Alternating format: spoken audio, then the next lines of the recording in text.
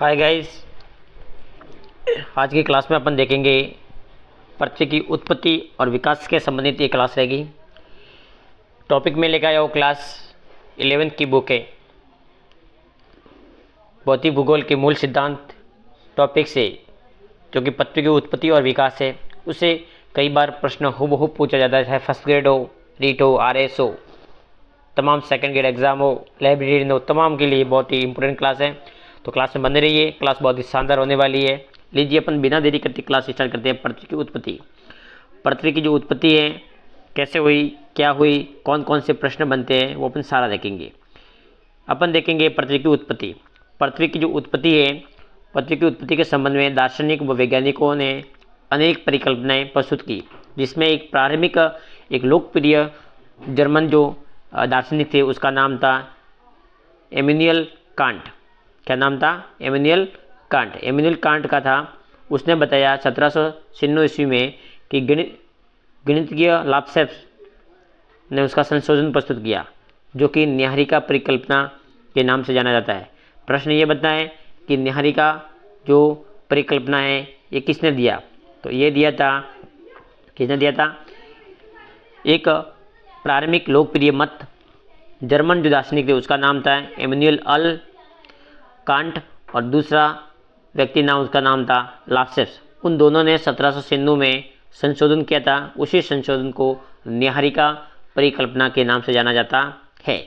उस न्याहारिका परिकल्पना में क्या हुआ, देखिए, उसमें इस परिकल्पना के अनुसार ग्रहों का निर्माण धीमी गति से घूमते हुए पदार्थ के बादलों से हुआ है, जो कि सूर्य की युवा अवस्था से संबंध है।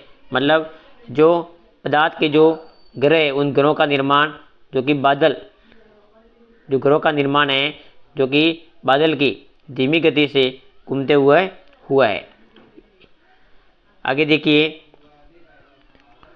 आगे उसने बताया है कि सूर्य की अवस्था युवा अवस्था थी उस समय। उसके बाद 1900 ईस्वी में चैम्बरलेन और मोल्टन ने कहा है कि ब्रह्मांड में एक अन्य पदार्थ, भ्रमणशील तारा, जो सूर्य के नज़दीक बिल्कुल गुजरता है। मतलब अलग अलग व्यक्तियों ने कहे हैं। पहले किसने कहा था? इमैनुएल कांट और लाप्लास ने। उसके बाद दूसरा व्यक्ति कौन है? उसका नाम है चैम्बरलेन और मोल्टन ने। उसने कहा है कि जो एक ब्रह्मांड है, उस ब्रह्मांड के चारों एक तारा है, वो घूमता रहता है। उसके बाद बताया है कि इस परिणाम के स्वरूप तारों ने गुरुत्वाकर्षण से सूर्य सतह से श्रृंगार की आकार का कुछ पदार्थ निकलकर अलग हो गया। मतलब उसका जो पदार्थ था वो उस राउंड कर रहा था ब्रह्मांड के चारों ओर, उससे कुछ पदार्थ निकल कर अलग हो गया।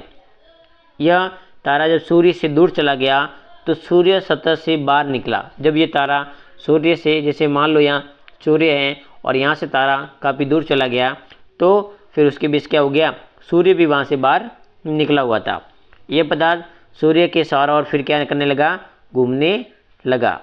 इससे धीरे धीरे संगठित होकर ग्रह के रूप में परिवर्तित होने लगा। धीरे धीरे ग्रह बनते गए। उसके बाद में पहले सर जेम्स, आगे का नाम है सर जेम्स जीन्स है, और उसके बाद में Harold Jeffrey, sir James Jeans, और इसके बाद सर हेराल्ड जेफरी ने इस मत का क्या किया? समर्थन किया। एक भी कुछ समय के बाद में सूर्य के चारों ओर एक और साथी तारे होने की बात मनाते हैं।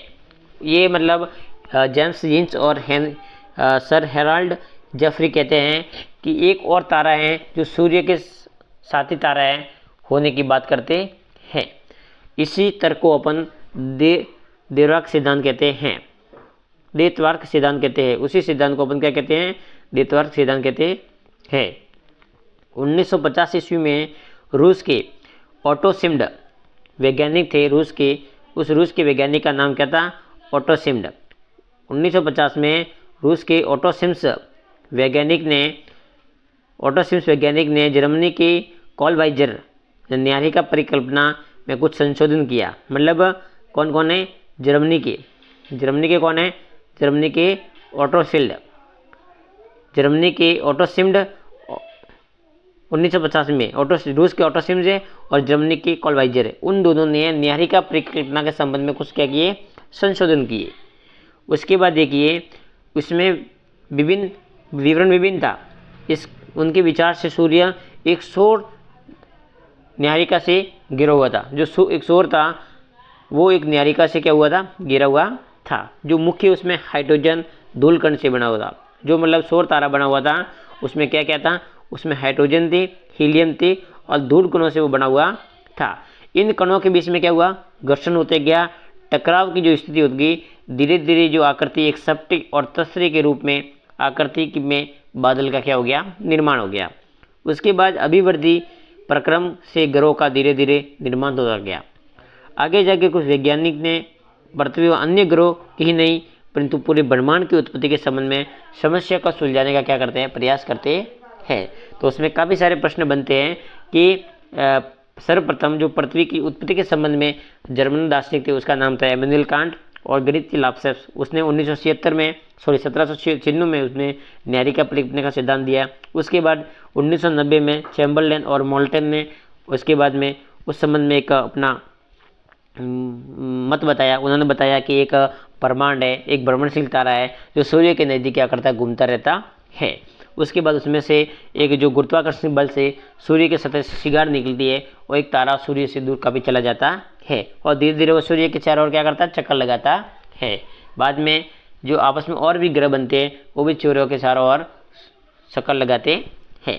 उसके बाद जर्मन के वैज्ञानिक होते हैं, उसमें एक तो है जेम्स जीन्स और सर एलार्ड जेफरी। ये मत देते हैं कि सूर्य के साथ में एक और उसका साथी तारा है, इस होने की बात की पुष्टि करते हैं। उसे द्वितारक सिद्धांत कहते हैं।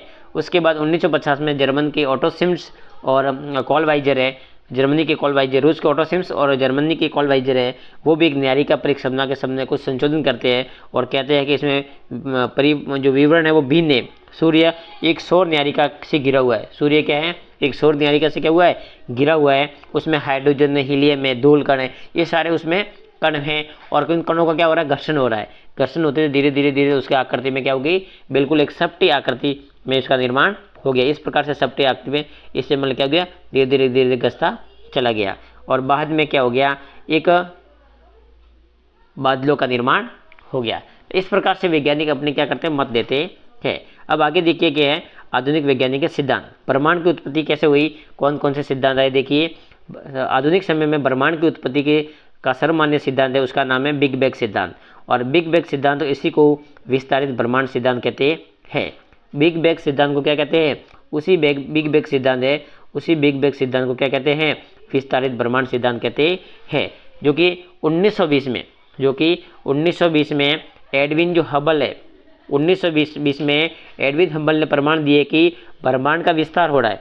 किसने प्रमाण दिए, तो एडविन हबल ने ये प्रमाण दिए और बताया कि समय बीतने के साथ में आकाशगंगाएं एक दूसरे से क्या होती है, दूर हो रही है। मतलब जैसे जैसे समय बीत रहा है आकाशगंगा अपने से क्या हो रही है, दूर चली जा रही है। आप प्रयोग कर जान सकेंगे कि ब्रह्मांड का विस्तार का अर्थ क्या है। एक गुब्बारे ले और उसमें कुछ निशान लगाए जिसको आप आकाशगंगा माने, और जब आप गुब्बारे में क्या करोगे, गुब्बारे में हवा भरोगे, फुलाओगे, तो धीरे धीरे गुब्बारे के अंदर हवा बढ़ती जाएगी, गुब्बारे में फैलाव होता रहेगा और जो आपने गुब्बारे के ऊपर जो निशान लगाए थे उस निशान धीरे धीरे हवा जैसे हवा बढ़ती जाएगी, प्रेशर होता जाएगा और वो गुब्बारे के जो निशान है वो दूर चले जाएंगे। इसी प्रकार से इस मत के माध्यम से एडविन हबल ने अपने बिग बैंग सिद्धांत में पृथ्वी की उत्पत्ति के संबंध में बहुत ही अच्छी तरह से समझाया है, जो कि उसने बताया। देखिए अपन देखते हैं कि ब्रह्मांड का विस्तार का अर्थ है कि गुब्बारा लें और कुछ उसमें आकाशगंगा मान लें। आप गुब्बारे को फुलाएं और गुब्बारे पर क्या लगाए, निशान लगाए, और निशान गुब्बारे में फैलाने के साथ में एक दूसरे से दूर जाते आपको क्या लगेंगे, प्रतीत होते लगेंगे। जैसे जैसे दूर जाएंगे और गुब्बारे में क्या होंगे, वो स्थान प्रतीत होते जाएंगे। इसी आकाशगंगा के बीच में दूरी क्या होगी, बढ़ती जाएगी। परिणाम स्वरूप ब्रह्मांड का विस्तारित हो रहा है। एक भी आप ये मान पाएंगे कि गुब्बारे में जो लगे निशान है वो दूर के अतिरिक्त सीना सभी भी पड़ रहे हैं, मतलब धीरे धीरे उसमें क्या हो रही है, दूरी हो रही है। आगे देखिए दूरी हो जाएगी उसके बाद जबकि इस तथ्य के अनुरूप नहीं है, वैज्ञानिक मानते हैं कि आकाशगंगा के बीच में दूरी बढ़ रही है। वैज्ञानिक क्या करते हैं कि आकाशगंगा है, उस आकाशगंगों में क्या कर रही है, दूरी बढ़ रही है, परंतु जो पर्यवेक्षण और आकाशगंगा के विस्तारित को नहीं सिद्ध करते हैं। गुब्बारे का जो उदाहरण आंशिक रूप से मान्य है। अपन उस गुब्बारे के जो गुब्बारे का जो मतलब प्रमाण है, उस प्रमाण को अपन मान सकते हैं इस प्रकार से आकाशगंगा का निर्माण। जैसे मान लो ये गुब्बारा है, उस गुब्बारे में जैसे अपन ने ये पॉइंट मान लिए, और जैसे जैसे हवा भरेगी उस गुब्बारे का क्या होगा, फैलाव हो जाएगा, और गुब्बारे में जो ये पॉइंट है वो दूर दूर चले जाएंगे। इस प्रकार से जो आकाश में आकाशगंगाएं हैं ब्रह्मांड में।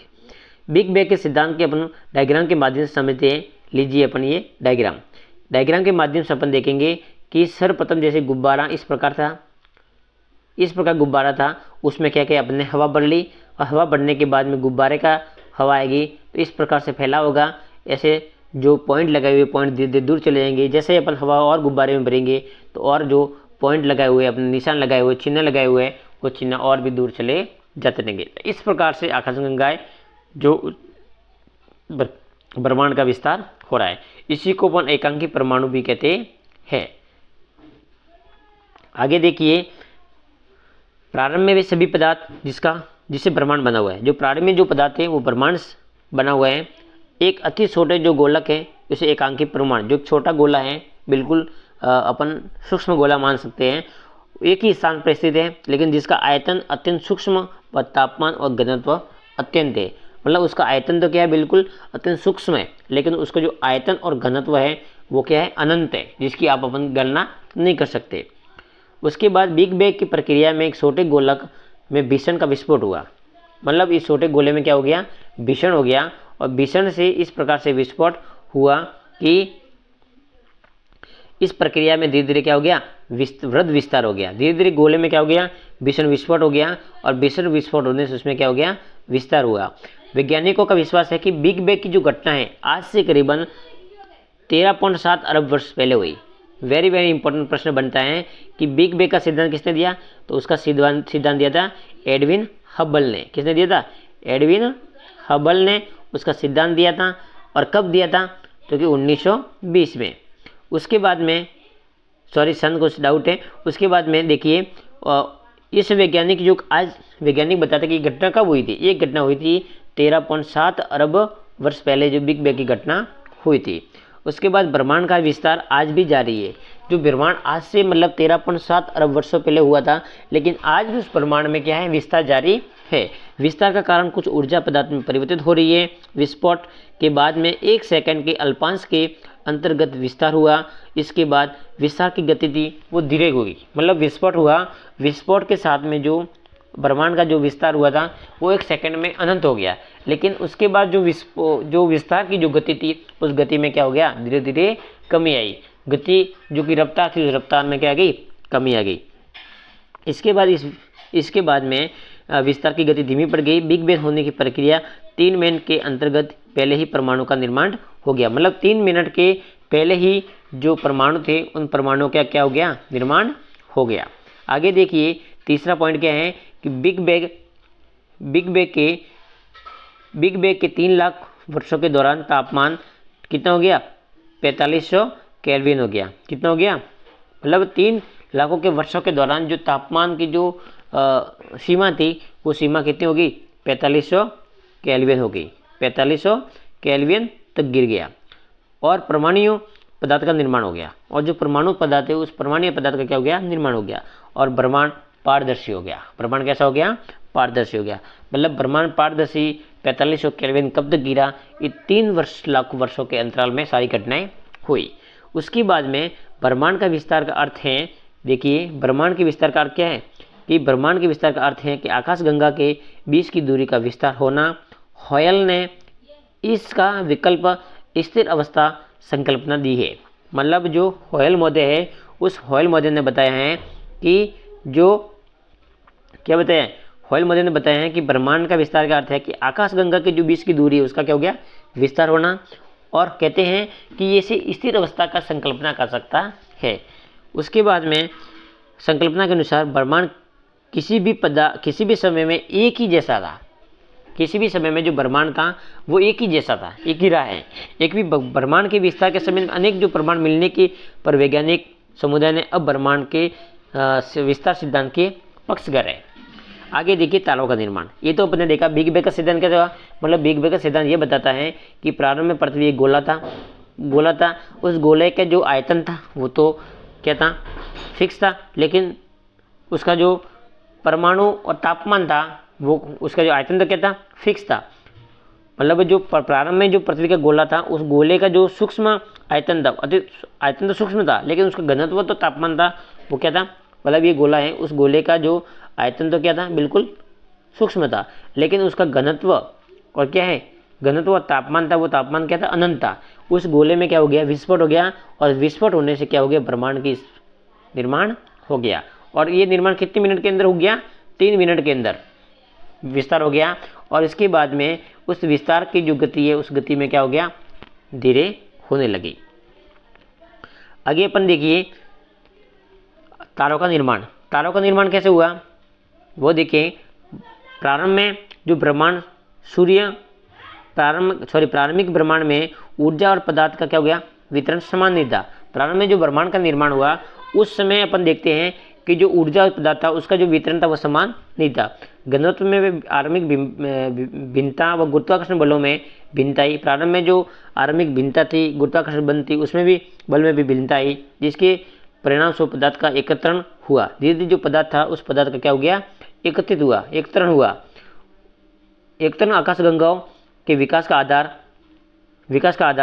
आकाशगंगाओं के विकास का जो आधार बना। इसी के कारण जो आकाशगंगा का जो एकत्रण का, आकाशगंगा क्या ऐसी होती है, आकाशगंगा बिल्कुल पास में असंख्य तारे होते हैं, उसी को अपन आकाशगंगा कहते हैं। और इसी प्रकार से वो आकाशगंगा एक ही जगह क्या होगी, एकत्रित होगी। मतलब किसके कारण होगी, जो कि आरंभिक जो भिन्नता थी, गुरुत्वाकर्षण बल में जो भिन्नता थी, उसी के कारण एक आकाशगंगा असंख्य तारों का समूह होता है। मतलब आकाशगंगा किसे कहते हैं, तो उसकी जो परिभाषा बनती है कि आकाशगंगा क्या है, असंख्य तारों का क्या है, समूह है। आकाशगंगा क्या है, असंख्य तारों का क्या है, समूह है, असंख्य तारों का समूह है। आकाशगंगा का विस्तार इतना अधिक होता है कि उनकी जो दूरी है हजारों वर्षों में, उसको लाइट ईयर में मापी जाती है। आकाशगंगा की दूरी है, उस आकाशगंगा की दूरी लाइट ईयर में मापी जाती है, हजारों वर्षों में मापी जाती है। अकेले आकाशगंगा का व्यास कितना होता है, अगर अकेले आकाशगंगा का व्यास देखा जाए तो वो 80,000 से लेकर 1,50,000 प्रकाश वर्ष के बीच हो सकता है। मतलब एक आकाशगंगा का अगर व्यास देखा जाए तो 80,000 से लेकर 1,50,000 प्रकाश वर्ष के बीच हो सकता है। एक आकाशगंगा के निर्माण में की शुरुआत हाइड्रोजन गैस से बने विशाल बादल के संचयन से होती है। मतलब आकाशगंगा के जो निर्माण है, आकाशगंगा का निर्माण हुआ है, वो निर्माण कैसे हो गया है कि हाइड्रोजन गैस से जो बने विशाल के बादल है उसके संचयन से हुआ है। इसे न्यायिका कहा जाता है। इसी को अपन क्या करते हैं, न्यायिका कहते हैं। मतलब आकाशगंगा का जो निर्माण शुरुआत में निर्माण होता वो हाइड्रोजन गैस के एक विशाल बादल संचयन से हुआ था, उसी को अपन न्यायिका कहते हैं। इसी बढ़ती हुई न्यायिका में गैस का झुंड विकसित हो गया। धीरे धीरे जो न्यायिका थी उस न्यायिका बढ़ती गई और न्यायिकाओं में गैस का क्या हो गया, झुंड विकसित होने लग गया। ये झुंड बढ़ते बढ़ते घने गैसीय पिंड हुए। धीरे धीरे झुंड बढ़ता गया और एक बड़ा गैसीय पिंड बन गया, जिसे अपन तारों का क्या कहते हैं, तारों का निर्माण कहते हैं। ऐसा विश्वास किया जाता है कि तारों का निर्माण आज से करीबन कितने वर्ष पहले हुआ है, तो तारों का निर्माण आज से करीबन अपन देखा जाए तो आज से करीबन अपन देखते हैं तो करीबन 5 से लेकर 6 अरब वर्ष पहले तारों का निर्माण हुआ है। तारों का निर्माण कब हुआ है, आज से लेकर 5 से 6 अरब वर्ष पहले तारों का निर्माण हुआ है। ये भी प्रश्न कई बार पूछा जाता है कि तारों का निर्माण कब हुआ, तो तारों का निर्माण आज से करीबन 5 से 6 वर्ष अरब पहले। और जो प्रारंभ में जो तारों का निर्माण वो कैसे हुआ था, हाइड्रोजन गैस के बड़े एक गैसीय पिंड से निर्माण हुआ था। आगे देखिए प्रकाश वर्ष। प्रकाश वर्ष किसे कहते हैं, ये भी प्रश्न कई बार आता है। तो समय नहीं परंतु दूरी का माप है। ये समय नहीं है लेकिन ये दूरी का क्या है, माप है। प्रकाश वर्ष की गति कितनी है, 3 लाख किलोमीटर प्रति सेकंड। एक प्रकाश वर्ष की गति का मतलब है कि 3 लाख किलोमीटर प्रति सेकंड है। विचारण यह है कि एक साल में प्रकाश जितनी दूरी तय करेगा वह प्रकाश वर्ष कहलाएगा। मतलब एक साल में जो इतनी दूरी तय करेगा वह क्या कहलाएगा, प्रकाश वर्ष होगा। यह जैसे कि उसका प्रकाश वर्ष का कुछ अपन देखते हैं। प्रकाश वर्ष का प्रश्न आता है कि सूर्य व पृथ्वी का प्रकाश वर्ष प्रकाश वर्ष क्या होता है, उसकी किलोमीटर बताइए। तो प्रकाश वर्ष 9.46 इंटू 10-12 किलोमीटर दूरी के बराबर होता है। एक प्रकाश वर्ष कितना होता है, तो एक प्रकाश वर्ष कितना होता है 9.46 इंटू 10-12 किलोमीटर के बराबर होता है। ये कई बार प्रश्न एग्जाम में आया हुआ है, इंपॉर्टेंट, नोट डाउन कर लीजिए। उसके बाद सूर्य व पृथ्वी की जो औसत दूरी है वो कितनी है। सूर्य व पृथ्वी की औसत दूरी है 14,95,98,000 किलोमीटर है। ये सूर्य व पृथ्वी के बीच की दूरी है, कितनी है 14,95,98,000 किलोमीटर की दूरी है। उसके बाद प्रकाश वर्ष के संदर्भ में यह प्रकाश वर्ष केवल कितना है 8.311, ये केवल प्रकाश वर्ष है। उसके बाद देखिए ग्रहों का निर्माण। ग्रहों का निर्माण कैसे हुआ, अपन ने देखा पृथ्वी की उत्पत्ति के संबंध देखा, तारों का निर्माण देखा। अब देखेंगे अपन ग्रहों का निर्माण। ग्रहों का निर्माण कैसे हो गया, तो ग्रहों का निर्माण निम्नलिखित अवस्था है। तारे न्यायिका के अंदर गैस के गुंथित झुंड थे। जो तारे थे, न्यायिका थी, वो गैसीय पिंड थे, गुण थे। इन गुंथित झुंडों का गुरुत्वाकर्षण बल से गैसीय बादल में क्राउड का निर्माण हुआ। बाद में ये गैसीय झुंड थे, उस गैसीय झुंड में क्या हो गया, एक क्राउड का निर्माण हो गया। गुरुत्वाकर्षण बल से क्राउड का निर्माण हो गया। इसी गैसीय क्राउड के चारों तरफ गैस और धूल कणों की घूमती हुई तस्वीर विकसित हुई। वैसे ये झुंड था, जैसे कि झुंड है, उस झुंड के चारों ओर धीरे धीरे धूल कण और क्या हो गई, गैस घूमती रही और धीरे धीरे एक तस्वीर का निर्माण हो गया। उसके बाद देखिए अगली अवस्था कि में गैसीय बादल का क्या हो गया, संघनन हो गया। धीरे धीरे गैसीय बादल थे, उस गैसीय बादलों में क्या हो गया, संघनन की क्रिया हो गई।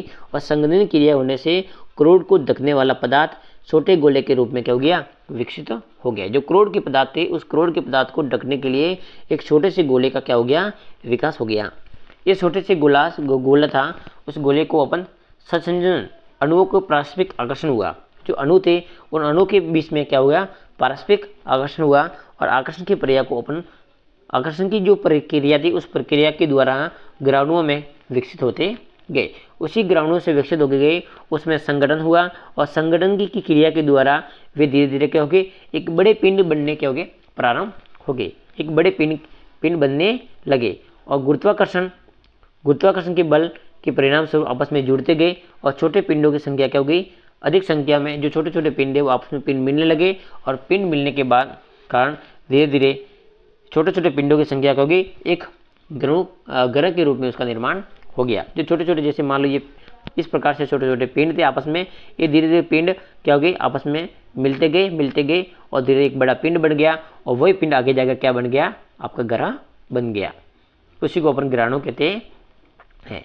आगे देखिए अंतिम अवस्था में क्या होता है, जो अनेक तीसरी अवस्था में क्या होता है कि अनेक छोटे छोटे जो ग्रहाणु थे, ग्रहाणु में संवर्धित होने के कुछ बड़े पिंड थे। इन पिंडों के बड़े पिंड ग्रह के रूप में बने। जो छोटे छोटे पिंड थे, धीरे धीरे पिंड आपस में मिलने और आपस में पिंड मिलने के कारण एक बड़े ग्रह का निर्माण होता गया। उसके बाद आगे देखिए, ये मतलब ग्रहों का निर्माण, इस प्रकार से ग्रह का क्या हो गया, निर्माण होगा। अब देखेंगे अपन सौरमंडल। सौरमंडल क्या है कि सौरमंडल में कितने ग्रह होते हैं, 8 ग्रह होते हैं। न्यायिका को सौरमंडल का जनक कहा जाता है। वेरी वेरी इंपॉर्टेंट प्रश्न है कि न्यायिका हो, उस न्यायिका को सौरमंडल का क्या कहा जाता है, जनक कहा जाता है। और इसके ध्वस्त होने और क्राउड बनने की शुरुआत करीबन कितने हुई, 5 से लेकर 6 अरब वर्ष पहले हुई। ग्रह लगभग जो ग्रहों का निर्माण हुआ वो तो कब हुआ, 4.6 से लेकर 4.5 से 56 अरब वर्ष से पहले ग्रहों का निर्माण हुआ। और जो तारों का निर्माण हुआ था वो 5 से लेकर 6 अरब वर्ष पहले हुआ था। उसके बाद सौरमंडल में कितने ग्रह हैं, तो सौरमंडल में कितने ग्रह, तो सौरमंडल में कितने ग्रह हैं, 8 ग्रह हैं। और 63 उपग्रह हैं और लाखों छोटे पिंड है, जिसे जैसे क्षुद्र ग्रहों के टुकड़े हैं, उसके बाद धूमकेतु, उसके बाद वृत्त मात्रा में धूलकण और गैस के हैं। तो 8 तो क्या है, ग्रह हैं, 63 उपग्रह हैं और बाद में जो छोटे मोटे उपग्रह हैं, छोटे छोटे क्षुद्र ग्रह है, उसके बाद में ग्रहों के टुकड़े हैं, धूमकेतु है, उसके बाद में धूल के कण है, गैस है और भी सौरमंडल में विद्यमान है। कौन कौन से 8 ग्रह देखिए, जिसमें 8 ग्रहों में बुध, शुक्र, पृथ्वी, मंगल, ये कैसे ग्रह है, ये तीनों भीतरी ग्रह है। कौन कौन से ग्रह है, इसमें देखिए बुध, शुक्र, पृथ्वी, मंगल, ये कैसे ग्रह है, ये भीतरी ग्रह है, इसे इंटर प्लेनेट्स कहते हैं, क्योंकि ये सूर्य और क्षुद्र ग्रहों की पट्टी के बीच में स्थित है। ये जो ग्रह हैं, ये जो क्षुद्र ग्रह हैं और सूर्य हैं, उन क्षुद्र और सूर्य ग्रहों के बीच में क्या है, स्थित है। और बाकी जो 4 ग्रह हैं वो भीतरी ग्रह है। ये तो भीतरी ग्रह है, बुध, शुक्र, पृथ्वी और मंगल, ये भीतरी ग्रह हैं। और बाकी जो 4 ग्रह हैं, अन्य ग्रह हैं, वो बाहरी ग्रह है, जिसे आउटर प्लेनेट्स कहते हैं। इसमें देखिए कौन कौन से हैं, पार्थिव ग्रह कहलाते हैं, इसे अपन पार्थिव ग्रह भी कहते हैं, मतलब बाहरी ग्रह को अपन क्या कहते हैं, भीतरी ग्रह कहते हैं। उसके बाद उसे पार्थिव ग्रह भी कहते हैं। पार्थिव ग्रह में क्या होता है, इसका अर्थ है कि ये ग्रह पृथ्वी की भांति शैल व धातुओं से बने हुए हैं, मतलब ये बाहरी ग्रह है, पार्थिव ग्रह है, ये धातु व शैलों से बने हुए हैं और अपेक्षाकृत उसमें घनत्व वाले ग्रह, ये जो ग्रह है वो अधिक घनत्व वाले ग्रह हैं। और अन्य 4 गैस से बने विशाल ग्रह, जिसमें जोवियन ग्रह कहलाते हैं। अन्य जो विशाल ग्रह हैं उसे जोवियन ग्रह कहलाते हैं। जोवियन का अर्थ होता है बृहस्पति, जुपिटर की तरह है। जोवियन का मतलब होता है जुपिटर, जो जुपिटर तरह का है। इसमें अधिकतर जो पार्थिव ग्रह के विशाल है, पार्थिव ग्रह में क्या है, विशाल है, हाइड्रोजन और हीलियम से बने हुए और सघन वायुमंडल है। हाइड्रोजन और हीलियम से बने हुए हैं और सघन उसमें वायुमंडल है। सभी ग्रहों का जो निर्माण है वो करीबन कितना हुआ था, 4.6 अरब वर्ष पहले एक ही समय में हुआ था। प्रश्न आता है कि ग्रहों का निर्माण कब हुआ, तो ग्रहों का निर्माण हुआ था 4.6 से लेकर 4.56 वर्ष पहले ग्रहों का निर्माण हुआ था। उसके बाद देखिए अभी तक प्लेटो को भी एक ग्रह माना जाता है। जो प्लेटो है उस प्लेटो को भी अभी तक ग्रह माना जाता है। आगे देखिए अंतर्राष्ट्रीय जो खगोलीय संगठन है, अपनी बैठक होती है अगस्त 2006 में और बताता है, निर्णय लिया जाता है कि कुछ समय पहले जो खोजे गए खगोलीय खंड, जो खगोलीय जो पिंड था उसका नाम है 2003 UB 313 तथा प्लेटो बोने ग्रह कहलाते हैं। ये जो दोनों ग्रह हैं उन ग्रहों को क्या करते हैं, बोनो ग्रह कहलाते हैं। कौन कौन से हैं, एक का नाम है खगोलीय पिंड 2003 UB 313 और दूसरा प्लेटो, जिसे बोने ग्रह कहा जाता है। हमारे सौरमंडल के संबंधित सारणी 2.1 में भी दिया है कि कब क्या हुआ है। उसके बाद देखिए पार्थिव ग्रह, भीतरी ग्रह कौन कौन से हैं, अपन अभी देखा था। तो भीतरी ग्रह कौन कौन से हैं, तो भीतरी ग्रह देखिए, भीतरी ग्रह जैसे कौन कौन से हैं, तो अपन देखते हैं जैसे कि बुध, मंगल, शुक्र और पृथ्वी, ये 4 ग्रह है। ये 4 कैसे है, भीतरी ग्रह है। और जो बाहरी ग्रह हैं, बाकी जो बचे वो अन्य 4 ग्रह वो कैसे हैं, बाहरी ग्रह है। जो बाहरी ग्रह होते हैं उनका जो घनत्व होता है वो अधिक होता है और उसमें वो सेल और जो लोहे के अंश से बने होते हैं। उसके बाद देखिए पार्थिव और जोवियन ग्रहों में अंतर। अब अपन देखेंगे इस प्रकार से दूरी कैसी है, कितनी है, किसका घनत्व कितना है, सारणी के माध्यम से समझेंगे अपन सौरमंडल में। तो देखिए बुध ग्रह की दूरी कितनी है, 0.387, शुक्र ग्रह की है 0.723, पृथ्वी है 1.000, मंगल की है 1.524, उसके बाद बृहस्पति की है 5.203 और शनि की है 9.539 और यूरेनस की है 19.182 और नेपच्यून्स की है 30.058। सबसे अधिक दूरी किसकी है, तो सबसे अधिक दूरी है नेपच्यून की। उसके बाद सबसे कम दूरी है वो बुध की है। तो सूर्य के सबसे नजदीक कौन सा है? तो बुध ग्रह। कौन सा नंबर है? बुध ग्रह। उसके बाद घनत्व देखिए, सर्वाधिक घनत्व किसका है? तो सर्वाधिक घनत्व किसका है? तो सर्वाधिक घनत्व वो कितना है? पृथ्वी का है। किसका है? सर्वाधिक घनत्व किसका है? पृथ्वी का। तो पृथ्वी का घनत्व कितना है? 5.517। और उसके बाद बुध का घनत्व है 5.44। उसके बाद में शुक्र का है 5.245। ये उसका घनत्व है। उसके बाद अपन देखेंगे अर्धव्यास। अर्धव्यास किसका है? तो अर्धव्यास में अपन देखेंगे सबसे अधिक जो अर्धव्यास है वो किसका है? तो वो है नेपच्यून का। किसका है? सबसे अधिक है वो बृहस्पति का। किसका है? बृहस्पति का। उसके बाद उपग्रह किसके हैं?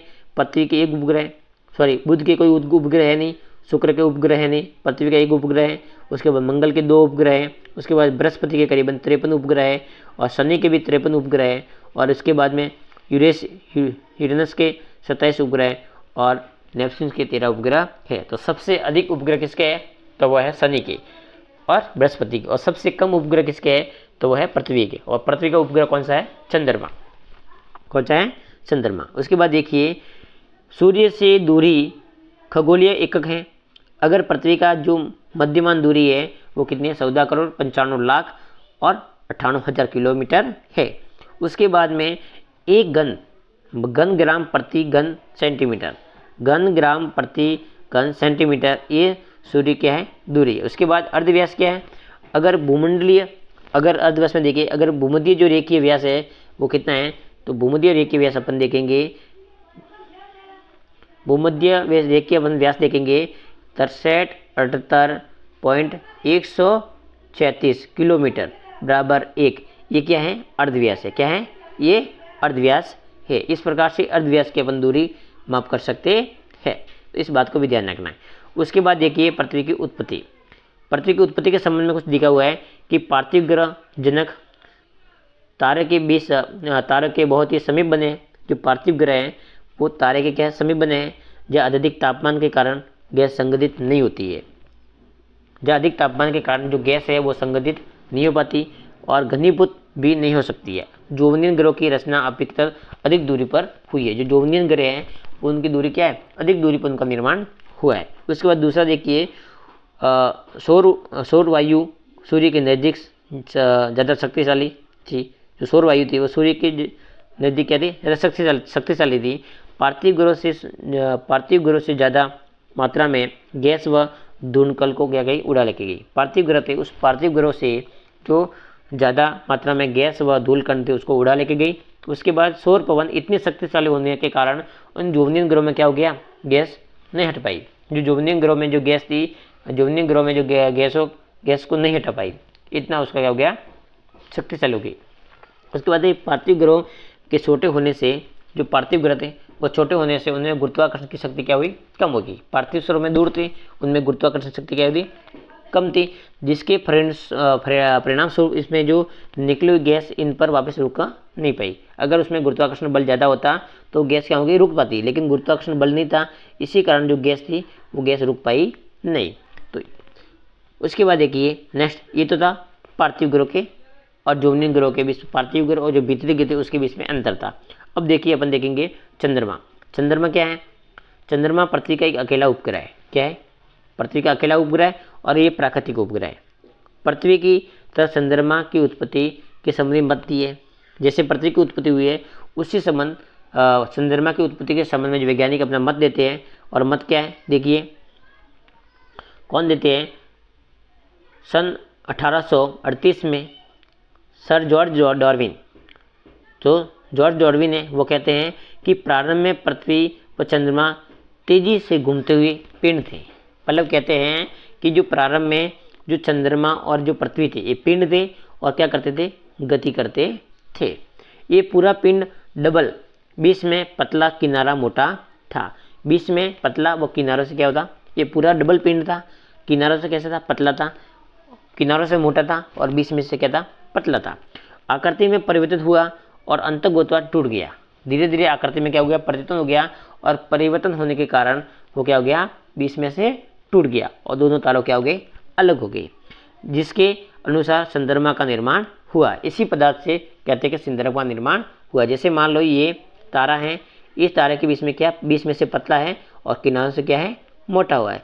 धीरे धीरे गति करते रहे और एक ऐसा समय आ गया कि यहाँ से बीच में से तारा टूट गया और एक तारा इधर चला गया और एक तारा इधर चला गया। इस प्रकार से चंद्रमा की उत्पत्ति हुई है। ये कौन कहते हैं, तो ये 1838 में जो जॉर्ज डार्विन जो महोदय हैं, उस डार्विन महोदय इस चंद्रमा की उत्पत्ति के संबंध में बात करते हैं। उसके बाद चंद्रमा का जो निर्माण, चंद्रमा का निर्माण उसी पदार्थ से हुआ है जो आज प्रशांत महासागर के गर्त में मौजूद है। चंद्रमा का निर्माण के संबंधी जो पदार्थ हैं आज भी प्रशांत महासागर में क्या है, मौजूद है। वेरी वेरी इंपॉर्टेंट प्रश्न बनता है कि चंद्रमा के निर्माण के संबंधित आज भी मौजूद पदार्थ कौन से गर्त में, तो वह है प्रशांत महासागर गर्त में है। एक भी वर्तमान समय में वैज्ञानिक किसी भी व्याख्या को स्वीकार नहीं करते हैं। ऐसा विश्वास किया जाता है कि पृथ्वी के जो उपग्रह के रूप में चंद्रमा की उत्पत्ति हुई, एक बड़े टकराव का नतीजा हुआ जिसे द बिग स्प्लैट कहा जाता है। मतलब इसे द बिग स्प्लैट कहा जाता है। पृथ्वी के उपग्रह के रूप में चंद्रमा की उत्पत्ति हुई और एक बड़े टकराव से क्या हुआ, नतीजा हुआ, और बड़े टकराव नतीजा के कारण उसे द बिग स्प्लैट कहा जाता है। ऐसा मानना है कि पृथ्वी बनने के कुछ समय के बाद ही मंगल ग्रह की 1 से 3 गुना बड़ा आकार में एक बड़ा पिंड पृथ्वी से क्या हो गया, टकराया। मतलब बड़ा जो पिंड था मंगल ग्रह के 1 से 3 गुना बड़ा, वो पिंड आके क्या हुआ, पृथ्वी से टकरा गया और टकराने जो एक हिस्सा था वो पृथ्वी का टूट के क्या हो गया, बिखर गया। टकराव के अलग हुआ जो पदार्थ था फिर पृथ्वी के अक्ष पर क्या हो गया, वो घूमने लगा। ये पृथ्वी थी, उस पृथ्वी के एक बड़े भाग पर आकर मंगल ग्रह से 3 गुना बड़ा भाग आगे टकरा गया और टकराने से पृथ्वी कुछ भाग गया वहाँ से टूट गया और टूट करने के कारण वो पृथ्वी से अलग हो गया और वो पृथ्वी के अब चारों ओर क्या कर रहा है, चक्कर लगा रहा है। तो उसी को अपन क्या माना है, चंद्रमा माना है। ऐसा कौन मानते हैं, तो ये 1838 में जो उसका मत देते हैं, 1800 कब देते हैं, 38 में, और कौन देते हैं, जो है जॉर्ज महोदय कहते हैं ऐसा। इसे द बिग स्प्लिट भी कहा जाता है। और इसके संबंध में अगर चंद्रमा की उत्पत्ति हुई थी, उस उत्पत्ति के संबंध में बताया गया है वो कब हुई थी, आज से लगभग 4.4 अरब वर्ष पहले। पृथ्वी की जो चंद्रमा की उत्पत्ति कब हुई है, तो चंद्रमा की जो उत्पत्ति मानी जाती है वो 4.44 अरब वर्ष पहले चंद्रमा की उत्पत्ति मानी जाती है। इसे द बिग स्प्लिट भी कहा जाते हैं। पृथ्वी का चंद्रमा से 3 गुना बड़ा भाग था, पृथ्वी से आगे टकराया और टकराने से पृथ्वी का भाग अलग हो गया और वो टूट गया और टूट करने के बाद अब वर्तमान में जो पृथ्वी के चारों ओर क्या कर रहा है, परिक्रमा कर रहा है, उसी को चंद्रमा माना है, जो कि पृथ्वी का क्या था, भाग था। इसके बाद आगे देखेंगे अपन पृथ्वी की उत्पत्ति। पृथ्वी की उत्पत्ति कैसे हुई, ये अपने चंद्रमा की उत्पत्ति देगा, ग्रहों की उत्पत्ति देगा, द बिग बैंग सिद्धांत देगा। अब बात देखेंगे पृथ्वी की उत्पत्ति। क्या आप जानते हैं कि प्रारंभ में जो पृथ्वी थी वो चट्टानी, गर्म और वीरान ग्रह थी। प्रारंभ में जो पृथ्वी थी वो कैसी थी, गर्म थी, चट्टानी थी और वीरान ग्रह थी, जिसका वायुमंडल कैसा था, विरल था। जिसमें वायुमंडल क्या था, बिल्कुल विरल था, जिसमें हाइड्रोजन गैस थी, उसके बाद में हीलियम गैस थी। क्या थी, हाइड्रोजन हीलियम से बना हुआ था। प्रारंभ में पृथ्वी किससे बनी हुई थी, तो वो हाइड्रोजन और हीलियम से बनी। ये प्रश्न कई बार एग्जाम में आया हुआ है कि प्रारंभ में पृथ्वी किससे बनी हुई थी, तो हाइड्रोजन और हीलियम से बनी हुई थी। उसके बाद देखिए यह आज की पृथ्वी के वायुमंडल में से बहुत अलग है। जो आज की पृथ्वी है वो वायुमंडल बहुत से अलग था। कुछ ऐसी घटनाएं, प्रक्रिया अवश्य हुई होगी जिसके कारण चट्टाने और वीरान गर्म पृथ्वी के एक ऐसे सुंदर ग्रह वो परिवर्तित हुआ। मतलब बहुत चट्टानी कुछ कारण भी हुए होंगे, जैसे चट्टानी वीरान है, गर्म पृथ्वी है, अंदर ग्रह की जो परिवर्तित हुए, बहुत सा पानी, पृथ्वी के लिए अनुकूल वातावरण उपलब्ध, कुछ अगले कुछ भाग में आप पढ़ेंगे। मतलब कहीं ना कहीं कुछ पहले घटना हुई होगी जिसके पृथ्वी पर चट्टानें मौजूद है, वीरान, उसके बाद हीलियम और हाइड्रोजन गैसें थी, और एक अच्छा सुंदर ग्रह है। मतलब कहीं ना कहीं कुछ घटना ऐसा माना जाता है। उसके बाद उसके संबंध में और अपन आगे क्लास में बहुत ही डिटेल के समझेंगे। उसके बाद आज से करीबन 460 करोड़ वर्ष दौरान इस पृथ्वी पर जीना क्या हो गया, विकास हुआ था। प्रश्न आता है पृथ्वी पर जो जीवन था विकास कब हुआ, आज से करीबन 460 करोड़ वर्ष पहले पृथ्वी पर जीवन जीने का विकास कैसे हुआ। अब देखेंगे पृथ्वी की संरचना। पृथ्वी की जो संरचना है, परतदार है। पृथ्वी की संरचना कैसी है? परतदार संरचना है। पृथ्वी की बाहरी छोर से लेकर पृथ्वी के कोर तक जो पदार्थ है वो एक समान नहीं है। अगर पृथ्वी के जैसे मान लो पृथ्वी इस प्रकार से एक मतलब इस प्रकार से पृथ्वी देखते हैं अपन, इस प्रकार से पृथ्वी बनी हुई है। ये पृथ्वी को 3 भागों में बांटा गया है, सीमा, सियाल और निफे। तो पृथ्वी के जो जैसे अपन पृथ्वी के अंदर जाते हैं अलग अलग अपन को घटनाएं देखने को मिलती है, जिसमें समान रूप से पदार्थ मौजूद नहीं है। अलग अलग पदार्थ उनकी अवस्था में परिवर्तन, उसके घनत्व में परिवर्तन अपन को देखने को मिलता है। उसके बाद देखिए वायुमंडलीय पदार्थ का घनत्व सबसे कम है। जो वायुमंडलीय पदार्थ है उसका घनत्व क्या है? कम है। लेकिन पृथ्वी की जो सतह के उसके भीतरी भाग में अनेक मंडल हैं, हर भाग का पदार्थ अलग अलग विशेषता है। पृथ्वी के अलग अपन पृथ्वी की गहराई में जाएंगे, जैसे जैसे गहराई में जाएंगे उसके द्रव्यमान, उसका आयतन, उसके घनत्व में अपन को परिवर्तन देखने को मिलेगा।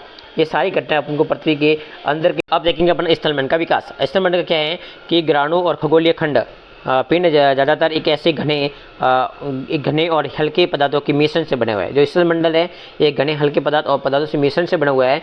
उल्काओं के अध्ययन से हम इस बात का पता चलता है कि बहुत से ग्रहाणु इकट्ठे होने से ही ग्रह बने। जो बहुत ही छोटे छोटे जो ग्रह थे उस ग्रह क्या हो गए? इकट्ठे हो गए, और इकट्ठे होने के कारण एक बड़े ग्रह का निर्माण हो गया। पृथ्वी की संरचना भी इसी प्रक्रम के अनुरूप हुई है। जब पदार्थ गुरुत्व बल के कारण संगठित हो रहा है, जैसे जैसे गुरुत्व बल ज़्यादा है वहाँ पर पदार्थ क्या हो रहा है? संगठित होता है। जहाँ गुरुत्वाकर्षण बल क्या कम है तो पदार्थ वहाँ क्या होता है? दूर चला जाता है, जिसमें कैचअप पावर होती नहीं है। उसके बाद देखिए तो उनका इकट्ठा होते हुए पिंडों ने पदार्थ को प्रभावित किया। इससे अधिकतर जो ऊष्मा थी वो अधिक ऊष्मा थी उत्पन्न होने हुई। ये प्रक्रिया जारी रही। उत्पन्न पदार्थ से जो उत्पन्न पदार्थ था, पदार्थ से उत्पन्न ताप से पदार्थ पिघलने और गलने लगा। जैसे ताप बढ़ा पदार्थ पिघलने लगा, गलने लगा। पृथ्वी की उत्पत्ति के दौरान तुरंत बाद में होगा। जो ये घटना थी पृथ्वी की उत्पत्ति के दौरान वह उसके बाद हुआ। अत्यधिक ताप के कारण पृथ्वी आंशिक रूप से द्रव्य अवस्था में रही। अधिक तापमान होने के कारण जो पृथ्वी कैसी रही? द्रव्य अवस्था में रही। तापमान की अधिकता के कारण हल्की और भारी घनत्व वाले मिश्रण पदार्थ के घनत्व के अंतर के कारण अलग होना शुरू हो गया। मतलब हल्का भी था, तापमान अधिक भी था, घनत्व मिश्रण भी था। इसी कारण जो अलग अलग पदार्थ का निर्माण होता गया। जैसे भारी पदार्थ लोहा पृथ्वी के केंद्र में चला गया। जो भारी पदार्थ था वो धीरे धीरे पृथ्वी के केंद्र में चला गया, दूरी में चला गया, गहराई में चला गया। और जो हल्के हल्के पदार्थ थे वो पृथ्वी के ऊपरी भाग में रह गए। उसके बाद हल्के पदार्थ पृथ्वी के ऊपरी सतह पर तरफ आ गए। समय के साथ में यह ठंडे होते गए और धीरे धीरे पृथ्वी क्या हो गई? ठोस रूप में परिवर्तित हो गई और छोटे आकार हो गए। अंततः पृथ्वी की जो भूपटरी है उसे क्रोड कहते हैं, विकसित हो गया। हल्के व भारी पदार्थ वाले पदार्थ पृथ्वी की जो हल्के व भारी घनत्व वाले जो पदार्थों की जो प्रक्रिया थी, प्रकट होने की प्रक्रिया, उसे विभेदन कहा जाता है। जो मतलब पृथ्वी की जो हल्के व भारी पदार्थ की जो प्रक्रिया थी उस प्रक्रिया को विभेदन कहा जाता है। ऐसा माना जाता है कि जो पृथ्वी की जो प्रारंभ में जो पृथ्वी थी वो पृथ्वी कैसी थी? द्रव अवस्था में थी। तापमान अधिक था, उसके बाद घनत्व अधिक था, तो पृथ्वी कैसी द्रव अवस्था में थी। धीरे धीरे पृथ्वी में तापमान में द्रव्यमान में परिवर्तन आ गया और धीरे जो भारी पदार्थ थे वो पृथ्वी की गहराई में चले गए। तो हल्के पदार्थ थे वो पृथ्वी के ऊपरी सतह पर रहते लगे। धीरे धीरे पृथ्वी क्या हो गई? ठंडी होती गई और ठंडी होने के कारण वो पृथ्वी कैसी होगी? ठोस के रूप में हो गई, जो आज अपन वर्तमान में पृथ्वी देखते हैं। इसी प्रक्रिया को अपन क्या कहते हैं? विभेदन कहते हैं। अब अपन देखेंगे भूवैज्ञानिक काल के जो मापक्रम है वो अपन समझेंगे। जैसे कि यान है, महाकल्प है, कल्प है, युग है, आर्य आधुनिक वर्ष पहले और मुख्य घटनाएं क्या हुई। देखिए नवजीवन पहला अपन देखिए महाकल्प में पहला एरा कौन सा है? नवजीवन। उस नवजीवन देखेंगे, उसको 3 भागों में बांटा है, नवजीवन, मध्य जीवन और पूरा जीवन। नवजीवन का आज से लेकर 6.3 करोड़ वर्ष पहले ये नवजीवन था। उसके बाद में 6.5 से लेकर 24.5 करोड़ वर्ष पहले जिसमें स्तनधारी जीव पाए जाते थे उसे अपन मध्यजीवी कहते हैं। कौन सा कहते हैं? उसे मध्यजीवी कहते हैं। मतलब नवजीवन, मध्यजीवी और पूरा जीवन। तो मतलब ये कब है? तो ये मतलब 6 से लेकर 6.3 करोड़ वर्ष पहले, आज से लेकर 6.3 करोड़ वर्ष पहले तो कैसा था? नवजीवन था। जिसमें उसके बाद मध्यजीवी 6.5 से लेकर 24.5 करोड़ वर्ष पहले ये मध्यजीवी था, जिसमें स्तनधारी पाए जाते जीव। उसके बाद देखिए पूरा जीवी 24.5 से लेकर करोड़ वर्ष पहले करोड़ 24.5 करोड़ वर्ष से लेकर 57 करोड़ वर्ष पहले ये पूरा जीव था। उसी को अपन अलग अलग भागों में देखते हैं। पहला देखिए नवजीवन। नवजीवन में दो कल्प है, एक तो चतुर कल्प है और एक है तृतीय कल्प। ये नवजीवन आते हैं चतुर और तृतीय। उसमें क्या होता है, तृतीय में चतुर में क्या आता है, अभिनव, जिसे अत्यंत न्यून है। इसमें क्या हो गया है, 0 से लेकर 10,000 से लेकर 20 लाख वर्ष, जिसमें आधुनिक मानव का क्या हो गया, निर्माण हो गया। क्या हो गया, आधुनिक मानव का निर्माण हो गया था। उसके बाद देखिए तृतीय कल्प। तृतीय कल्प में क्या होता है, अति न्यून है। अब उसमें 4 है, उसमें भी 4 5 है। अति न्यून है, अल्प न्यून है, अधिन्यून है, अधिन्यून है और पूरा न्यून है। ये पूरा इसके युग है। किसके युग है, तृतीय कल्प के। कौन से युग है, अति न्यून है, अल्प न्यून है, अधिन्यून है, अधिन्यून है और पूरा न्यून है। इसके कल्प है। उसके बाद देखिए 20 लाख से 50 लाख, 50 लाख से 2.4 करोड़। उसके बाद 2.4 करोड़ से लेकर 3.7 करोड़, 3.7 करोड़ से लेकर 5.8 करोड़ और 5.8 करोड़ से लेकर 6.5 करोड़ तक ये पूरा उसका कालक्रम बताया है। उसमें क्या होता है, उसमें जो वन मानुष है, कौन कौन से, वन मानुष मनुष्य के पूर्वज है। उसके बाद वन मानुष है, फल है, फूल है, पेड़ पौधे, वृक्ष है, मनुष्य से मिलता जुलता जो जंतु था, वन मानव जंतु, खरगोश है, छोटे स्तनधारी जीव है जैसे चूहे वगैरह है। उन जीवों का विकास इस काल में हुआ था। कौन से काल में हुआ था, तृतीय कल्प में। और आधुनिक मानव का जो निर्माण हुआ था वो चतुर कल्प में हुआ था। उसके बाद देखिए अपन मध्यजीवी। मध्यजीवी का अपन देखेंगे क्रिटेशियस। उसके 3 काल हैं। कौन कौन से, मध्यजीवी के क्रिटेशियस, जुरेसिक और ट्रियासिक। ये तीनों काल है ये मध्यजीवी के। उसमें क्या होता है, उसमें कोई उसके उपभाग नहीं है, लेकिन उसमें जो कालक्रम बताया है 6.5 करोड़ से लेकर 14.5 करोड़, 4 करोड़, 14.4 करोड़ से लेकर 20.8 करोड़ और 20.8 करोड़ से लेकर 24.5 करोड़। उसमें क्या हो गया था, इस काल में जो डायनासोर थे, कहते हैं उस काल में जो डायनासोर थे वो डायनासोर क्या हो गए, विलुप्त हो गए। और डायनासोर का विलुप्त होना, डायनासोर का युग और मेंढक व समुद्री जीव। उसमें मेंढक व समुद्री जीव, कछुआ वगैरह थे, इस काल में बहुत अधिक देखने को मिलते थे। और बहुत सारे डायनासोर थे।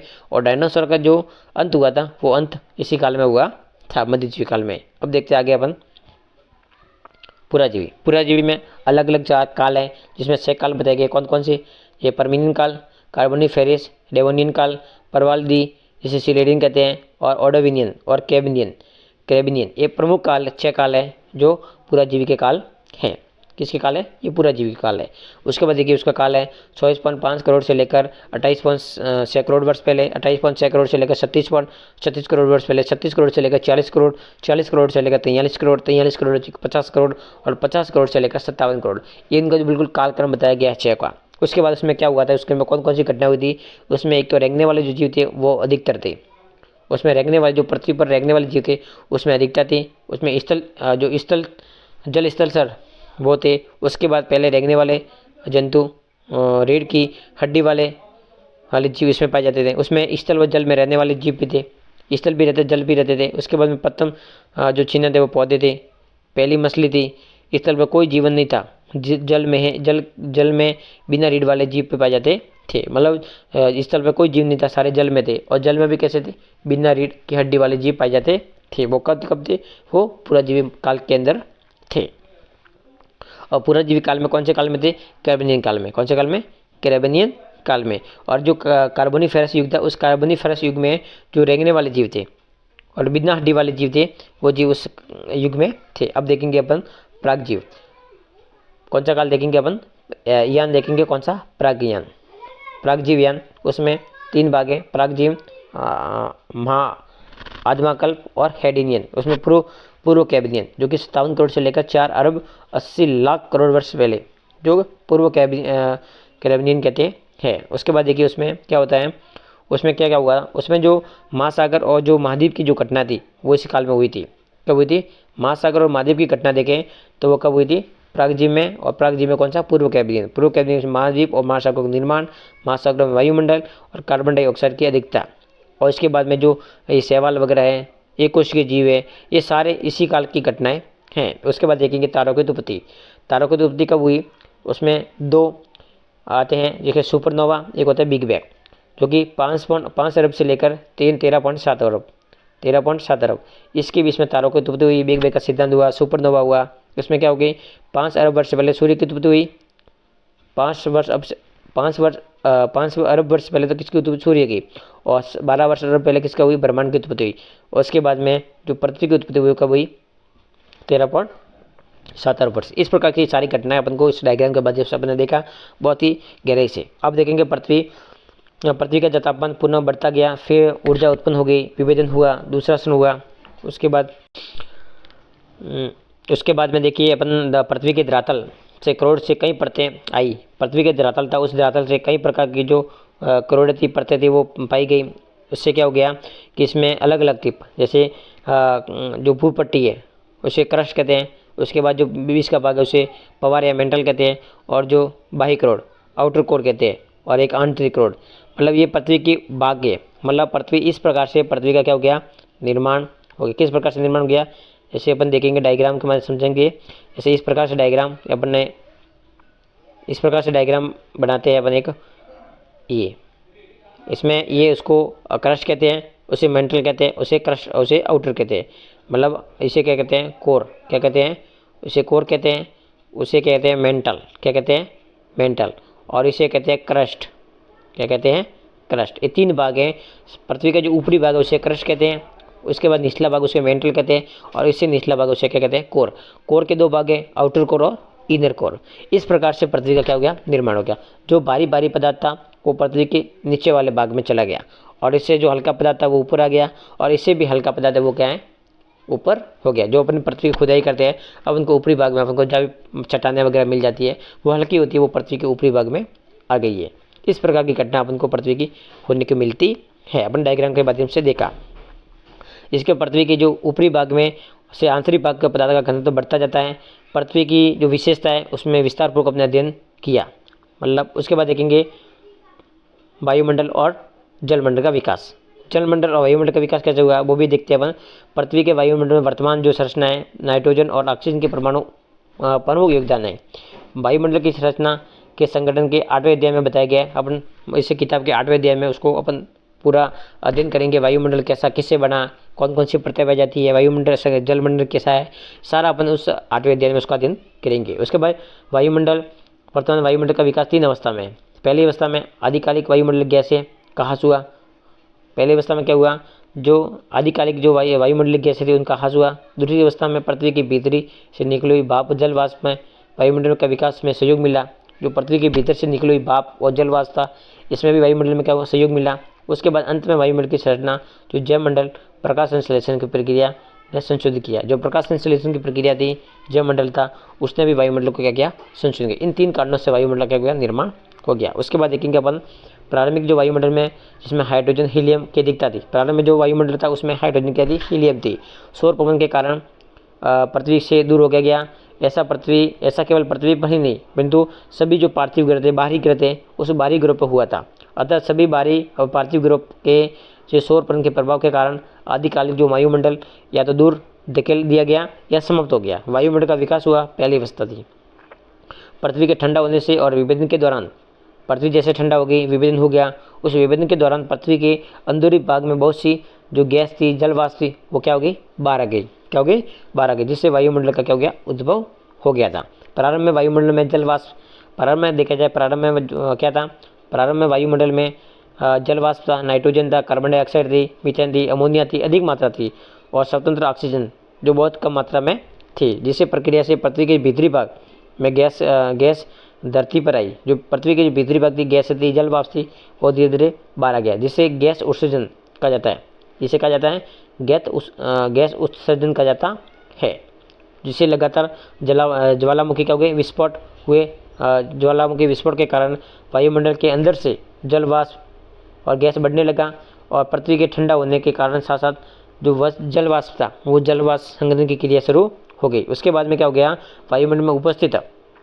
वायुमंडल में जो उपस्थित जल वाष्प, कार्बन डाइऑक्साइड वर्षा में घुलने से तापमान और इसमें अधिक गिरावट आई।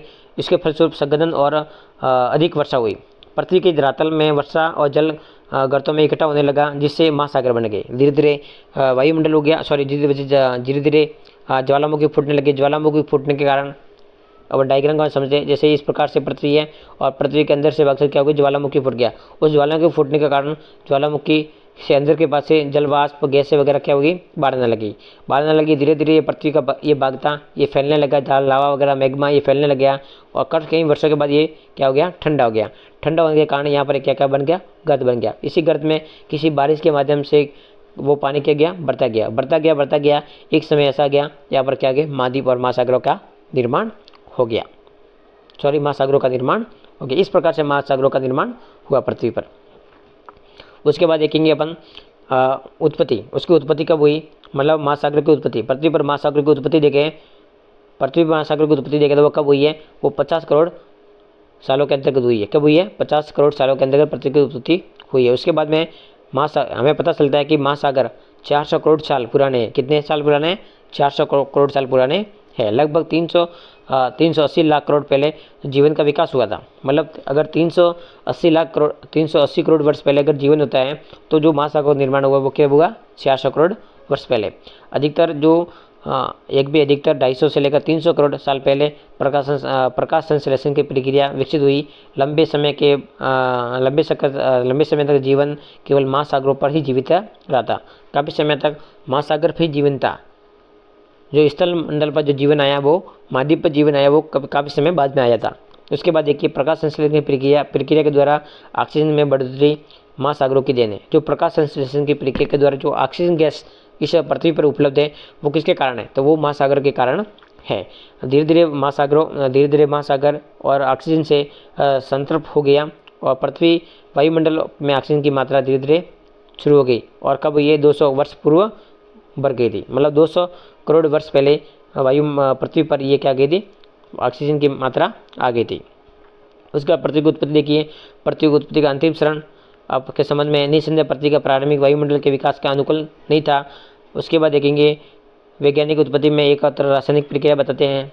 उसमें जटिल कार्बनिक गुण है जिसमें उसका समूह हुआ, ऐसा समूह हुआ कि उसको दोहराता था। उसमें निर्जीव पदार्थ जीवित पदार्थ परिवर्तित हो सका। हमारे जीवन पर ग्रह अलग अलग चिन्ह चट्टानें पाए जाने लगे जीवाश्म के रूप में। उसमें 300 करोड़ साल पुरानी जो भूगर्भिक शैलें भी पाई जाने लगी, जिसमें सूक्ष्म संरचना से आज की शैवाल जिसे ब्लू ग्रीन एलेग की संरचना मिलती है, इसी कल्पना की जा सकती है। इससे पहले हमने शैवाल की रही है। माना है कि जो जीवन का विकास है वो जीवन का विकास 380 करोड़ वर्ष पूर्व प्रारंभ हुआ है। जो एक कोशिका के जीवाणु से आज मनुष्य तक जीवन इस पृथ्वी पर संभव हुआ है। तो इस पाठ में अपन ने पृथ्वी की उत्पत्ति के संबंध में बहुत ही गहराई से अध्ययन किया। इसमें अपन ने चाहे पृथ्वी की उत्पत्ति है, बिग बैंग का सिद्धांत है, चंद्रमा की उत्पत्ति है, तारों की उत्पत्ति है, ग्रहों की उत्पत्ति है, उसी प्रकार कौन से जीव किस पृथ्वी है, ग्रहों की उत्पत्ति है, महासागर की उत्पत्ति है, कब हुई, क्या हुआ, इस क्लास को अपन बहुत ही गहराई से अध्ययन किया। क्लास अच्छी लगे तो इस क्लास को अधिक से अधिक शेयर जरूर करें और चैनल पर पहली बार विजिट कर रहे थे तो चैनल को सब्सक्राइब भी करें, साथ में आने वाले वीडियो को लाइक शेयर जरूर करें। धन्यवाद दोस्तों, जय हिंद, जय भारत।